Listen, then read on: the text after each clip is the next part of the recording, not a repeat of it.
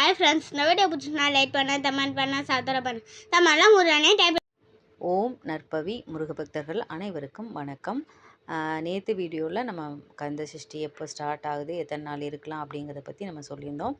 இன்றைக்கி நீங்கள் ஸ்டார்ட் பண்ணியிருந்தீங்க அப்படின்னா இந்த ஒரு பதிகத்தை நீங்கள் தினமும் எழுதலாம். இது மிகச்சிறிய பதிகம் தான், 2-3 வரி தான்.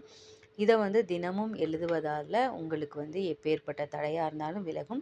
இன்னொன்று முருகனுடைய வேல் உங்களுக்கு துணையாக நிற்கும். அப்போ இந்த பதிகத்தை தினமும் ஒரு முறை மட்டும் எழுதுங்க. முடிஞ்சால் நீங்கள் 6 முறை எழுதலாம். அப்படி இல்லை அப்படின்னா ஒரு முறை மட்டும் எழுதுங்க. 48 நாள் விரதம் இருக்கிறவங்க 48 நாள் எழுதிக்கலாம். 21 நாள் இருக்கிறவங்க அந்த என்னைக்கு இருக்கீங்களோ அதுலேருந்து கணக்கு பண்ணி நீங்கள் இருந்துக்கலாம். அதே மாதிரி 6 நாள் இருக்கிறவங்களும் எழுதலாம். ஒரு நாள், கடைசி ஒரு நாள் மட்டும். கடைசி ஒரு நாள் இருக்கிறவங்க 6 முறை எழுதுங்க. ஏன்னா அன்னைக்கு 6 முறை எழுதுங்க. கண்டிப்பாக முருகனுடைய வேல் நமக்கு துணையாக நிற்கும். இந்த ஒரு பதிகத்தை நீங்கள் எழுதும்போது, இந்த ஒரு மந்திரத்தை நீங்கள் எழுதும்போது நீண்ட நாள் நமக்கு இருக்கக்கூடிய காரிய தடைகள் விலகும்.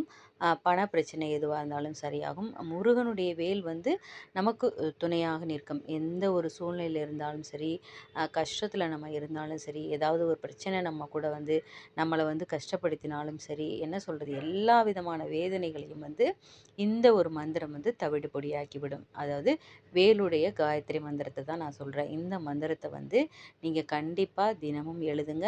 கந்த சஷ்டி அன்னைக்கு 6 முறை எழுதுங்க. முருகனுடைய வேல் நமக்கு துணையாக நிற்கும். ஓம் முருகா போற்றி.